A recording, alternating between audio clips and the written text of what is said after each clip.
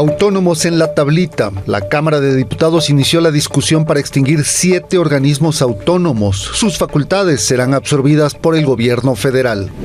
Secuestro en video. Las imágenes del secuestro del empresario restaurantero Tariacuri Hernández en Pátzcuaro, Michoacán. En 5 minutos se lo llevaron frente a familias y niños el lunes pasado.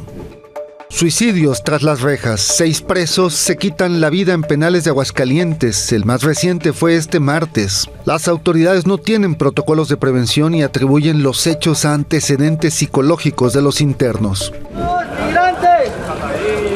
¡Los migrantes! ¡No somos criminales! ¡No somos criminales!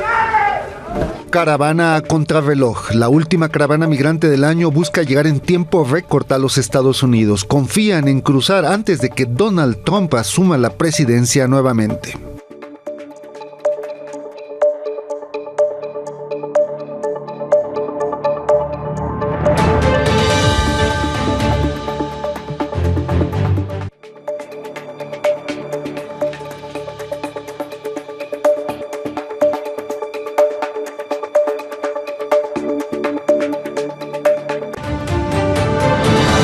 Muy buenas noches, soy Héctor Zamarrón y en nombre de mi compañero Alejandro Domínguez le doy la bienvenida a este espacio en este miércoles 20 de noviembre. Vamos con la información. La Cámara de Diputados concretó la primera parte de la desaparición de 7 organismos autónomos. Hace poco más de una hora aprobó la reforma en lo general. Mañana está previsto que lo haga en lo particular y, pues, como estaba previsto, Morena y aliados defendieron la iniciativa, impusieron su mayoría ante una oposición que quiso proteger como pudo a los órganos autónomos y esta es parte del debate.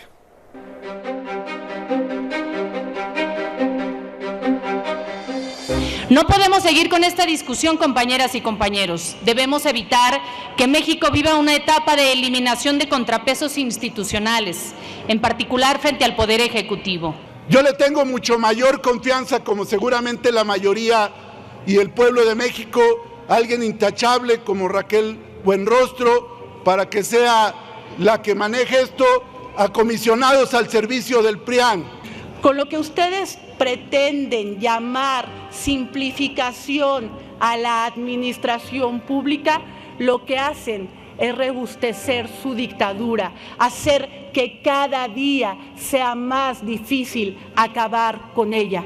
Los OCA, escúchenlo bien, los OCA, los órganos constitucionales autónomos, no han reducido sus costos y su naturaleza jurídica de autonomía constitucional no ha permitido la rendición de cuentas o fiscalización sobre sí mismos. ¿Qué pasará con todo el personal que trabajan en estos organismos, tanto a nivel federal como estatal?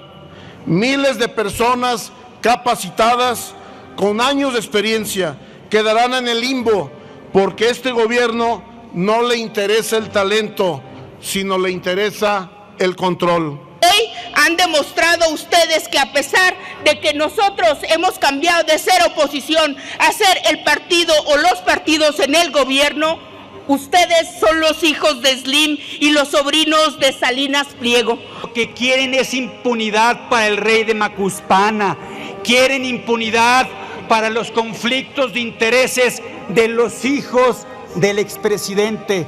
Las funciones que realizan todos los órganos, incluida esta Cámara en materia de transparencia, pues pueden perfectamente suplir lo que hace el INAI. ¿Cuándo se van a resignar ustedes a que no son gobierno ni mayoría? Aprobado en lo general y en lo particular, lo no reservado por 347 votos.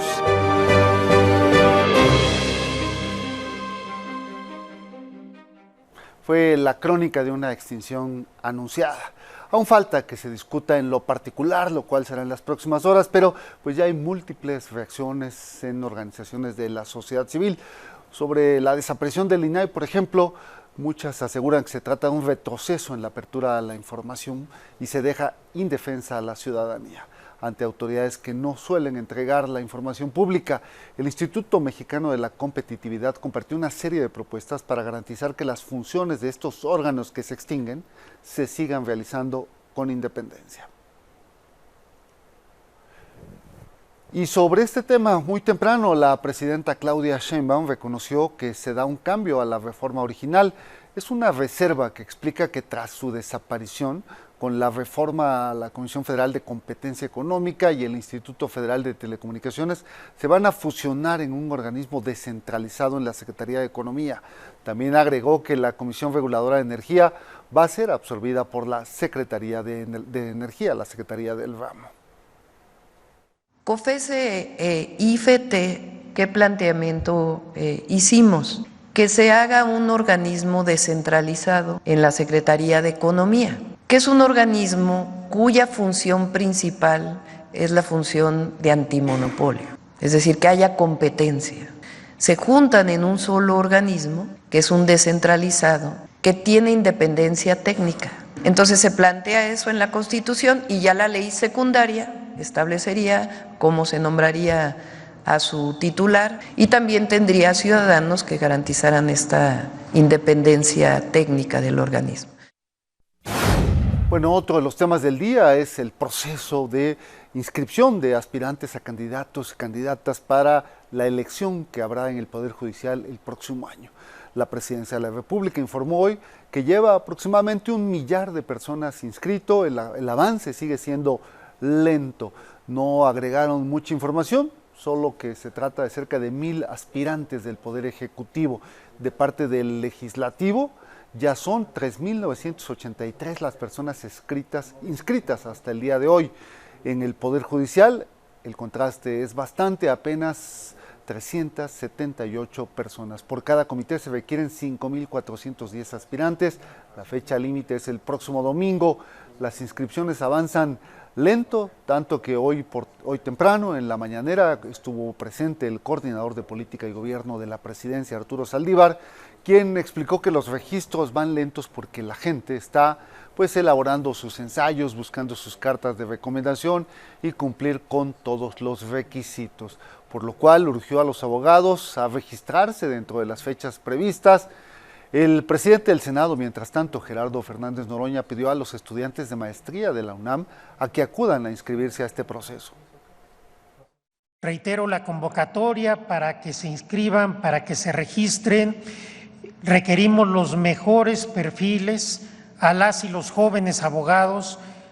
Les comento una vez más que es una gran oportunidad de hacer una carrera dentro del Poder Judicial, impartir justicia, una de las funciones más hermosas que puede tener un abogado o una abogada, y a los abogados y abogadas ya formados, también es una muy buena manera de consolidar o concluir una vida profesional.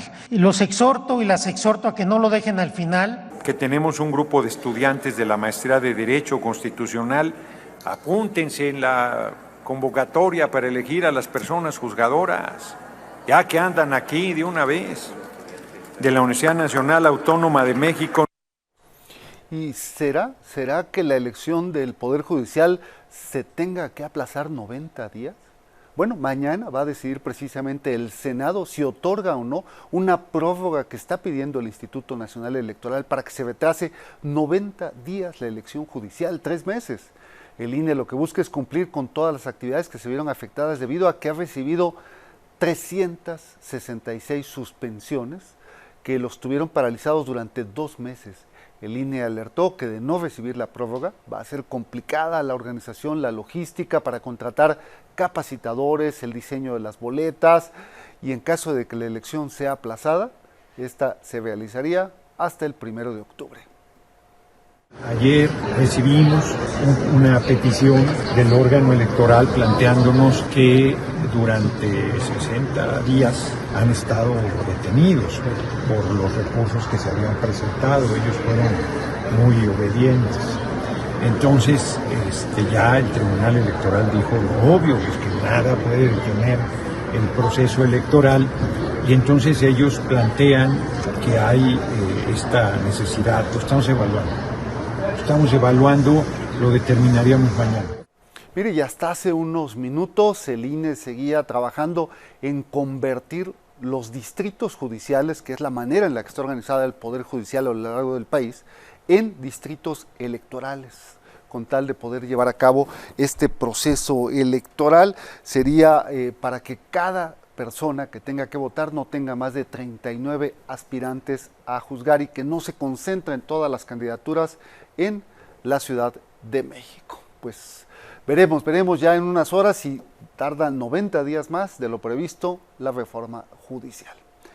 Y bueno, mientras tanto, sobre este mismo tema, la presidenta firmó esta mañana las leyes secundarias que ya fueron enviadas y recibidas por el Senado respecto a la elección de jueces, magistrados y ministros.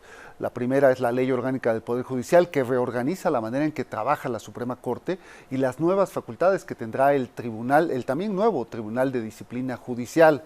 Y la segunda iniciativa es la Ley de Carrera Judicial, que busca fortalecer la Escuela Nacional que tiene el Poder Judicial e incluso brindar asesorías. La tercera es la Ley de Responsabilidades Administrativas, que busca o que tiene la finalidad de determinar cuáles son las faltas y sanciones que se deben aplicar dentro del trabajo judicial para aquellos jueces, juezas, magistrados que no hagan bien su trabajo, porque por primera vez habrá una supervisión al trabajo que realicen los integrantes del Poder Judicial.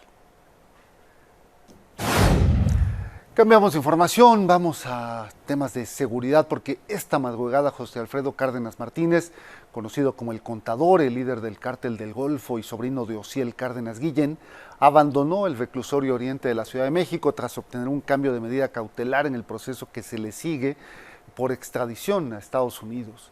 En la resolución que firma el juez Gregorio Salazar argumenta que su decisión se debe a que el Ministerio Público no acreditó las causas que motivaron la prisión preventiva, no se refirieron los hechos en materia de extradición y porque el juez consideró que no existe riesgo de fuga.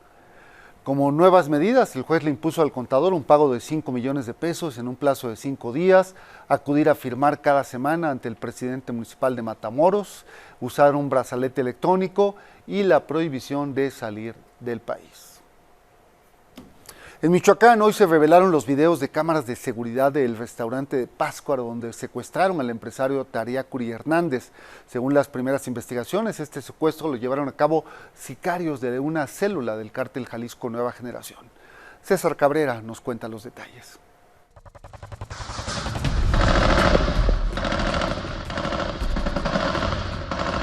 Bastaron 5 minutos para que un comando del cártel Jalisco Nueva Generación secuestrara al empresario Tariacuri Hernández dentro de su restaurante en Pátzcuaro, Michoacán, el lunes pasado. En las imágenes que captaron varias cámaras de vigilancia, se observa llegar a 4 sujetos en una camioneta a las 4 de la tarde con 38 minutos. Además de armas, portan chalecos tácticos. Una familia con 2 menores los ve y corren a refugiarse. Los 4 criminales ingresan al local llamado Gran Tariacuri, mientras otros 2 sujetos que llegaron en una camioneta que no se ve en el video se dirigen al estacionamiento y un tercero se queda afuera. Segundos después, 2 criminales salen del restaurante y se ve a uno ingresar sometiendo al valet parking del lugar. Ambos son seguidos por otro integrante del grupo delincuencial. El comando llega al área de comensales, que al verlos se mueven a los costados y ocultan debajo de las mesas, mientras otros lo hacen detrás de la barra. Ahí sueltan al valet parking. 5 hombres fuertemente armados cruzan del lugar, apuntándole a los presentes en búsqueda del dueño. A las 4:41 minutos se ve a Tariacuri Hernández siendo llevado por un hombre hacia la salida. Viste una playera blanca, pantalón negro. Detrás los escoltan 2 tipos más. Afuera, todos abordan una de las camionetas. 1 minuto después sale el resto del comando e inicia un enfrentamiento con una patrulla de la Guardia Civil que en ese momento iba pasando por la zona, pero los criminales lograron escapar. Aunque se implementó un operativo de seguridad con policías estatales, militares y guardias nacionales, no los localizaron. El martes, familiares de la víctima se manifestaron y plantaron frente a autoridades estatales que se comprometieron a encontrarlo. Sin embargo, hasta ahora nada se sabe de él ni de sus captores.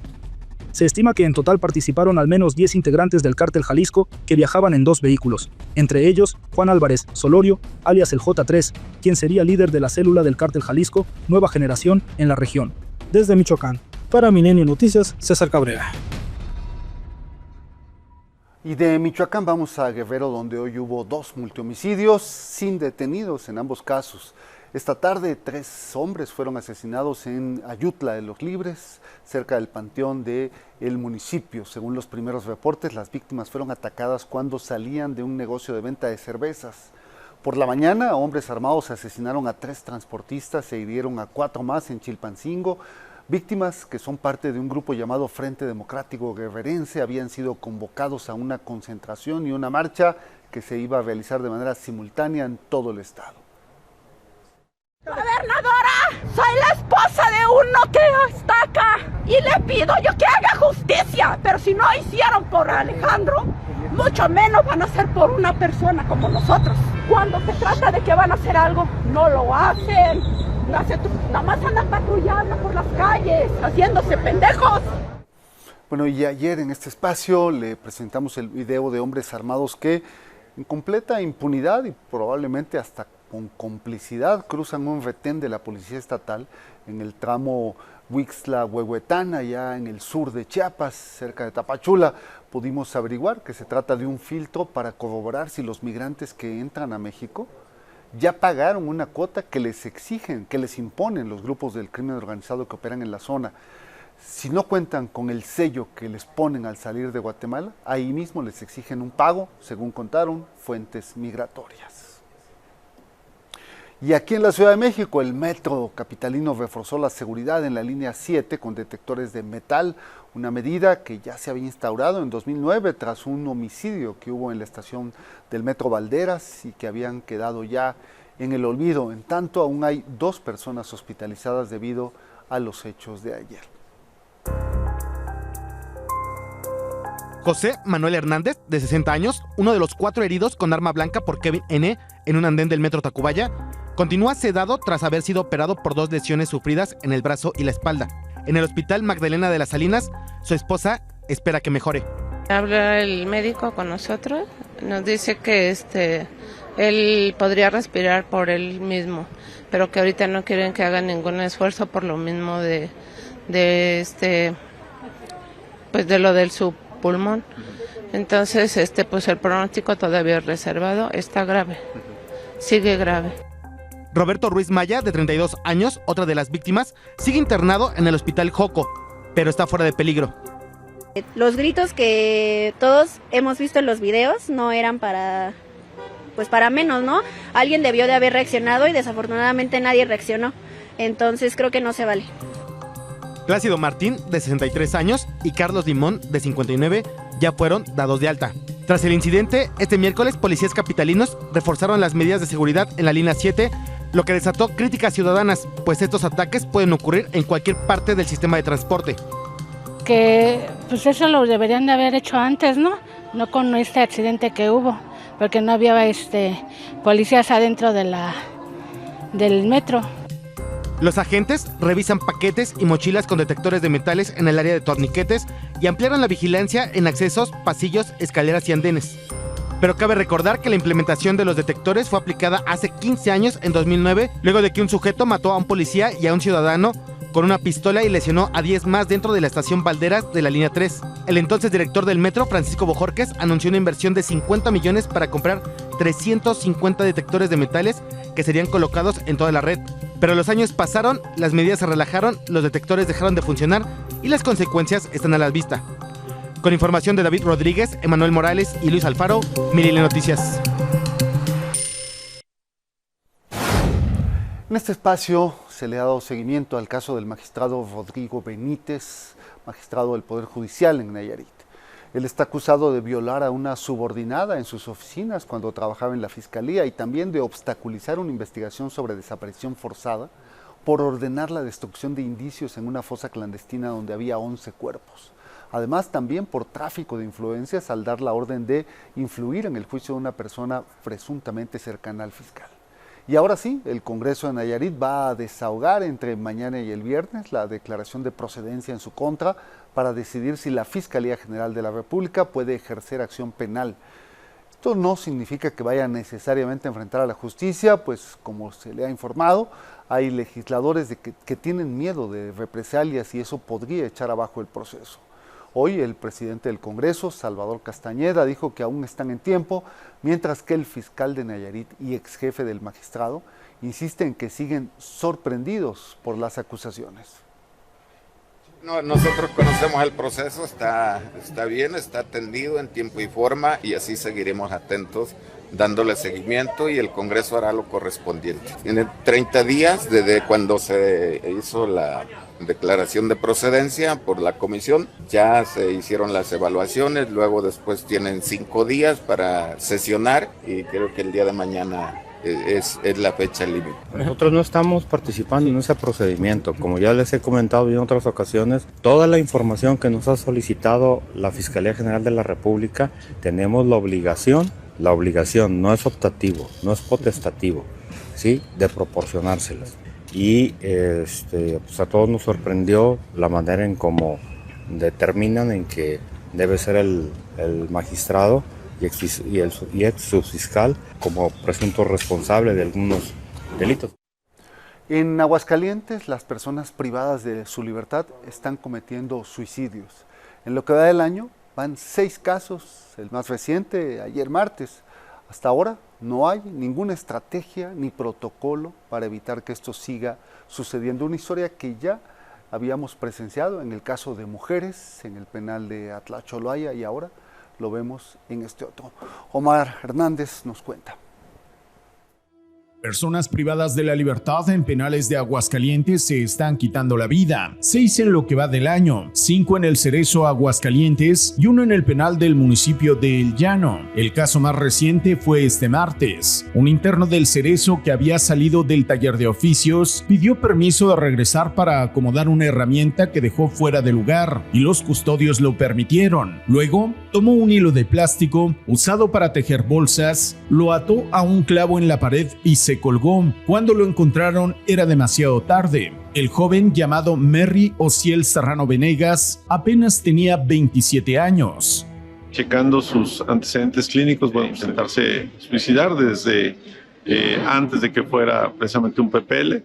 Y bueno, en los últimos días había recibido una noticia del fallecimiento de su mamá. Aunque las autoridades sabían que el joven estaba bajo tratamiento psiquiátrico, los guardias lo dejaron solo. Más allá de que los 6 casos son investigados para confirmar que no se trató de homicidios disfrazados de suicidio, llama la atención que no exista ninguna estrategia ni protocolo para evitar que esto siga ocurriendo. Por cada suicidio se inicia una carpeta. ¿Qué líneas se investigan? Pues si en efecto es una autoprivación o si en efecto están ocurriendo otro tipo de situaciones, ¿no? Que en estos 6 casos que tenemos en el año, bueno, se han determinado que han sido suicidios y que la Fiscalía, como siempre, ha colaborado y ha tenido toda la apertura.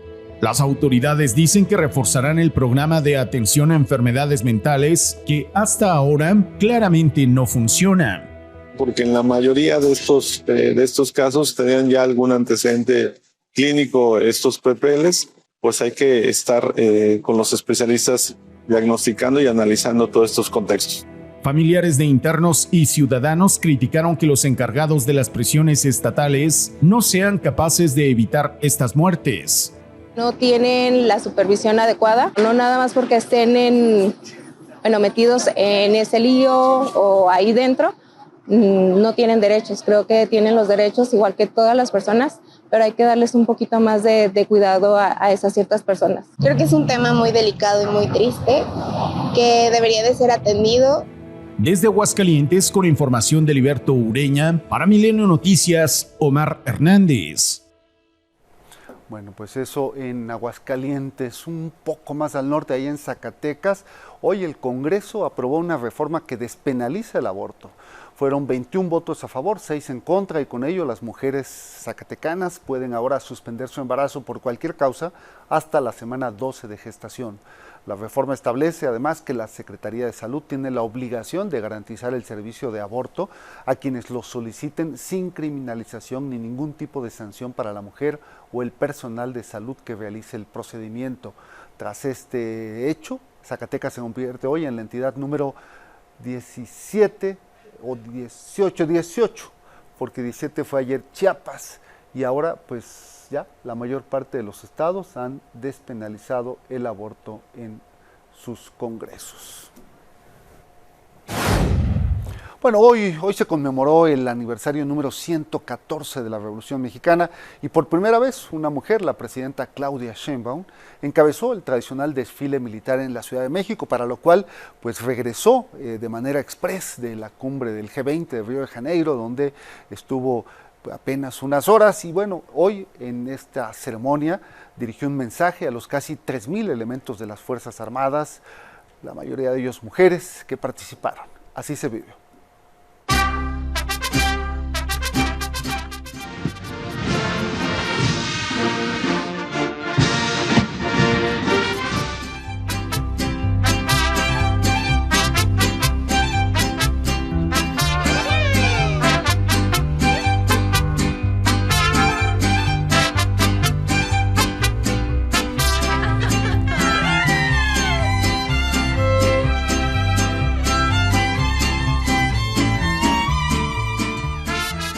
Este proceso histórico fue un punto de inflexión para la integración de la mujer en el desarrollo de México, permitiendo que hoy en día ocupen posiciones de gran relevancia en la vida pública del país. Las mujeres y hombres de tierra, mar y aire, reafirmamos nuestra lealtad a las instituciones, a la nación y a usted, nuestra comandanta suprema.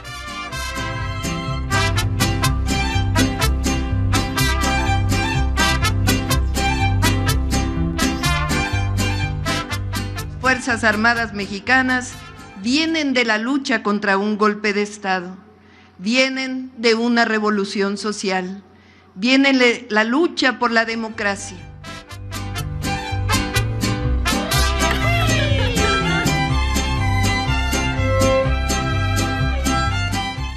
Las mexicanas y mexicanos en Estados Unidos, nuestros paisanos y paisanas, son héroes y heroínas de la patria.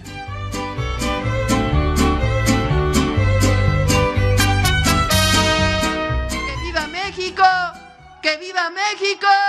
¡Que viva México! ¡La lucha ha valido la pena!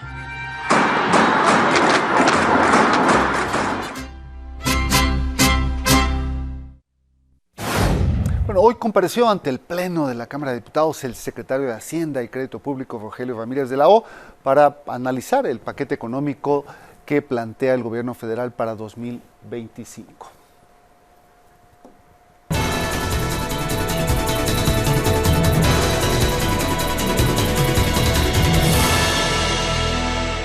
Y mira, está aquí ya en el estudio Sofía Ramírez de Aguilar para pues analizar esto que pasó en la mañana y el paquete, sobre todo el paquete, las expectativas de lo que nos espera, Sofía, para 2025 como país. Pues mira, el señor secretario, como siempre, muy en su papel, dominando la información que está presentando, lo cual, bueno, siempre se agradece, ¿no? Hay otros titulares que no hacen lo mismo. Me parece importante que regresa a este anuncio de los pilares. Hay dos pilares que desde mi punto de vista son de gasto, que son bienestar social con equidad, y ahorita vamos para allá, inversión estratégica también es de gasto, y dos que son de recaudación, que es disciplina fiscal, y por otro lado, medidas de simplificación, o sea, que sea más fácil pagarle al fisco. Ahora, el secretario Ramírez de la O mencionó dos elementos de crecimiento, porque esa ha sido, digamos, la gran crítica, ¿no? Sí. De cómo estamos sobreestimando pero cañón, porque estamos hablando que el consenso de analistas es que vamos a crecer el próximo año 1%. Si bien nos va. Vamos a ser optimistas también tú y yo. Menos, ¿no? Yo no coincido con el consenso, creo que estoy un poco más cerca de las expectativas del paquete económico, sí, pero sí, el debate está bueno. Está bueno sobre todo porque sobre esa base se construye todo el paquete. Pero bueno, Ramírez de la O aquí quería hacer una precisión. Decía, vamos a tener crecimiento porque vamos a tener más empleo y vamos a dar programas sociales y de ahí va a salir el consumo. A mí lo que me preocupa de todo esto es que, bueno, estamos haciendo estos castillos alrededor de hablar de crecimiento. ¿Por qué es importante? Bueno, vámonos primero con los ingresos. Me parece que los ingresos están en 9.3 billones de pesos, que eso es lo que nos dice el paquete económico. Sin embargo, de esos 9.3 billones de pesos, 8 billones son presupuestados presupuestarios. Eso quiere decir que de allí 5.3 billones de pesos son tributarios, es decir, vienen de nuestros impuestos, y eso es pues más o menos el 66% de los ingresos que no son endeudamiento. Entonces, si de esos 66% son impuestos, pues más de la mitad tienen que ver con el impuesto sobre la renta y más o menos un tercio tienen que ver con el IVA. Si no hay actividad económica, si no hay crecimiento, pues obviamente no vamos a llegar a la meta de recaudación que aquí se presupone. Entonces, de ahí que sea tan importante esto que nos ponían ahorita en pantalla, pues tener muy claro que el crecimiento que está estimando Hacienda es en efecto por lo menos 2.3 veces más grande que lo que el consenso de analistas marca. Y también que otros entes internacionales. Yo creo que tú andas como por el Fondo Monetario Internacional, que dice 1.3%. Pero bueno, creo que parte del tema no solamente es la sobreestimación, sino también pues cómo vamos a financiar el gasto. Entonces el tema está ahí que bueno, pues un cacho es lo que recaudemos y otro cacho va a ser la deuda. La deuda neta está programada para ser 16% del gasto total. Eso es menos de lo que estamos endeudándonos este año. Este año estamos hablando del 19%. Entonces, pues sí pareciera que hay una ruta hacia esta llamada consolidación fiscal, lo cual es muy importante, entre otras cosas, para mantener la calificación crediticia. Aquí regreso en un momento, pero es importante porque eso nos hace mantener intereses bajos. Sin embargo, pues obviamente hay que hacer que esta consolidación fiscal sea aumentar los ingresos y disminuir el gasto. Sin embargo, Hacienda nos dice pues que lo que van a hacer es aumentar poquito los ingresos por justamente las razones que te digo, crecimiento económico, pero por otro lado están haciendo que el 95% de la consolidación fiscal venga del gasto. Y ahí es donde tenemos un poquito de problemas, porque obviamente esto es una reducción en el gasto programable que va en salud, educación, seguridad pública, inversión, vaya, en los rubros. Es a debate, ¿no? Porque también han explicado del lado de las posiciones oficialistas que en realidad no hay un recorte a la salud, sino que ahora se va al IMSS Bienestar, lo que antes estaba presupuestado en salud, y así explican un poco que en realidad habría que analizar más a detalle a dónde se decanta la información. Pero te quería yo plantear algo, que es si las grandes obras planeadas para el próximo año, de entrada a la construcción de trenes, más las obras estratégicas en los estados, ¿no influirán un poco en esta dinámica? ¿No le están apostando a eso para realmente pues cumplir sus expectativas? A mí me parece muy importante esto que mencionas, porque miren, el gasto en inversión está programado a ser 14% menor al que teníamos el año pasado, digamos, este año en el ejercicio fiscal corriente, pero estamos hablando de que casi todo se va a hidrocarburos, en electricidad y transporte. En efecto, el de los temas prioritarios... 3,000 kilómetros de trenes, ¿no? Exacto, los temas prioritarios son menos del 20% de toda la inversión, pero ahí sí, el 80% se dedica a trenes. Yo creo que ahí hay un tema importante de movilidad. Pero el otro tema que mencionabas, que es salud, no me parece menor. Hay una reducción como porcentaje del PIB. En esta administración López Obrador, estamos ya cercanos al 3% del PIB en gasto en salud. Reduce nuevamente a 2.5% del PIB para el próximo año. Y como bien mencionas, se aumenta en el IMSS Bienestar, pero se disminuye en FASA, que son estas aportaciones que se dan a los estados para los que no tienen derecho a bienestar en salud, y por lo tanto en el neteo pues se acaba siendo menos que compensado el aumento al IMSS Bienestar que la reducción al FASA. Pues súper interesante, el debate nos va a tener ocupados los próximos días y semanas, y pues todo esto se corroborará o no el próximo año. Pues mira, como bien dices, en efecto hay que estar viendo dónde ponen la atención. Me preocupa, y aquí tenemos que seguirlo platicando, que haya una representación en Washington y que haya una representación para atraer inversión privada, no solamente pública. Y bueno, que ya no hubo tiempo, pero me llamó la atención que tanto la presidenta muy temprano como Ricardo, ¿quién fue? Bueno, también en el Congreso se habló de reforma fiscal en algún momento, así que para ese la próxima quizá habría que platicar de eso. Por supuesto. Gracias, Sofi. Gracias a ti, Héctor. Bueno, seguimos. En Tapachula partió la que puede ser la última caravana migrante de este año, que tratan de llegar en tiempo récord a la frontera con Estados Unidos antes de que llegue al cargo Donald Trump. Nuestro compañero Julio Navarro estuvo con ellos acompañándolos, y aquí la información. Salieron con el tiempo en contra. Son unos 2,000 migrantes quienes la madrugada de este miércoles abandonaron Tapachula, Chiapas, con la esperanza de llegar a Estados Unidos antes del cambio de gobierno, pues con la llegada de Donald Trump, temen que les cierren las fronteras. Nuevas leyes, pues ahora está horrible. El 20 de enero dice que agarra poder Trump, pero Primeramente yo lleguemos antes de diciembre o de diciembre. Esta es la que llamaron la última caravana del año y la mayoría todavía tiene la esperanza de que las autoridades del Instituto Nacional de Migración les otorgue el permiso de estancia en el país y puedan agilizar su llegada a la frontera norte. Por lo pronto, esperan caminar a Tapanatepec, Oaxaca o a la Ciudad de México para ser atendidos. Sí, Maduro, me voy a liberar tuyo. Y no solo les aflige llegar rápidamente a Estados Unidos, el cruzar por México les da temor ante la presencia de la delincuencia organizada en su zona de tránsito. Tienen temor a los carteles, que ahorita está fuerte el asunto con eso, y se basan más en mujeres, porque somos las más vulnerables. Creo que esta caravana van principalmente hasta adelante los niños y mujeres, y atrás los jóvenes. Las historias son las mismas. Los migrantes van en busca de una mejor vida, de superarse, de ayudar a la familia que se quedó en sus países de origen.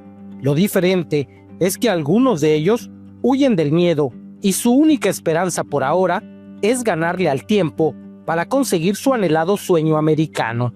¿Qué dejaste en Guatemala? Todo. Por mi vida, mis hijos. ¿Por qué, Omar? Vengo amenazado de muerte. Eso es todo. Desde Chiapas, Julio Navarro Cárdenas. Bueno, y sobre este tema, en Texas se están preparando el terreno literalmente a Donald Trump para que lleve a cabo una deportación masiva de migrantes. ¿Por qué?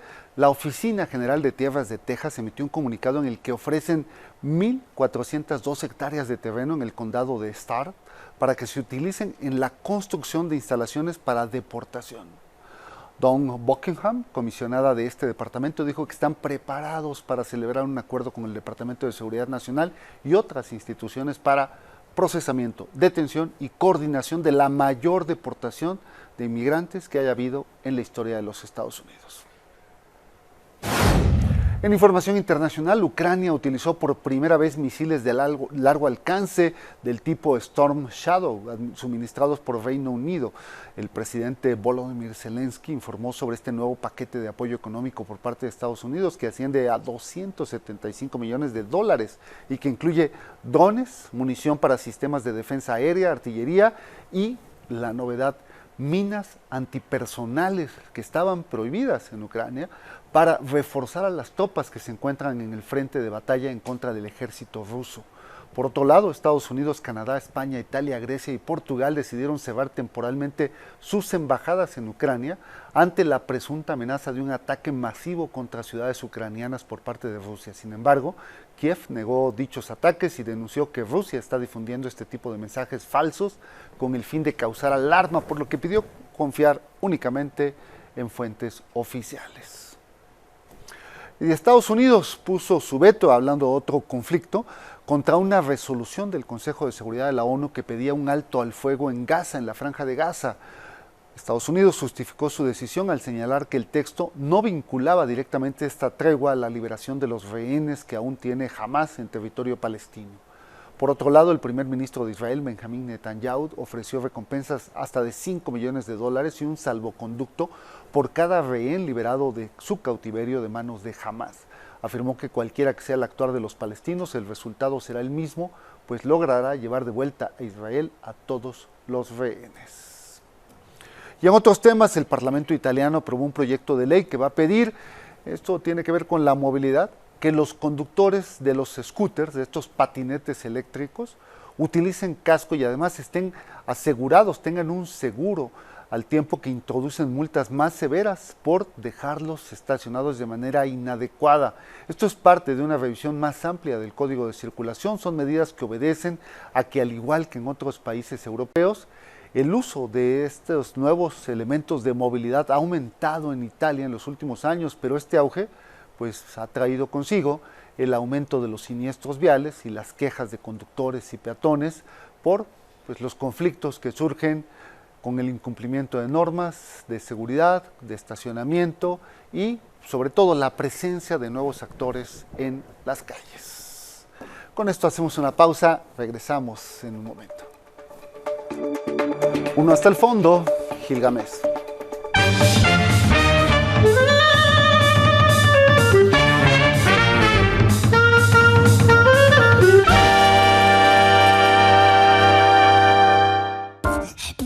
Repantigado en el mullido sillón del amplísimo estudio, Gil leyó esta noticia en el periódico.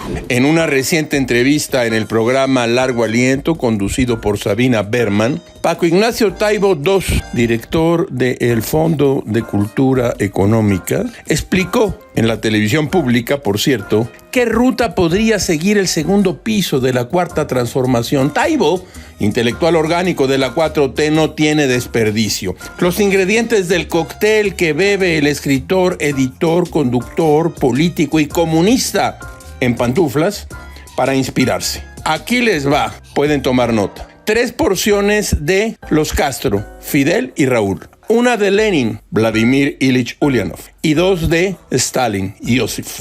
Un toque de granadina de Kim Il-sung. Una pizca, no tan pizca, de Pol Pot. Y luego un chorrito de Flores Magón. Luego no podía faltar un buen pedazo de Pancho Villa. Y hasta no verte, Jesús mío. La idea de Taibo es que los raspones entre las empresas privadas y el Estado no deben arreglarse por la vía legal y el litigio jurídico. No nos andemos por las ramas. Se les expropia y se acabó el problema. Esto es lo que opina el jefe del libro público del Estado en México, en un canal del Estado mexicano. Muy bonito. Todo es muy raro, caracho. Como diría Joseph Sanyal Dubai, los abusos, aún en el estado más sólido, son minas sordas que tarde o temprano estallan. Eso es todo esta noche. Muchas gracias. Hasta mañana.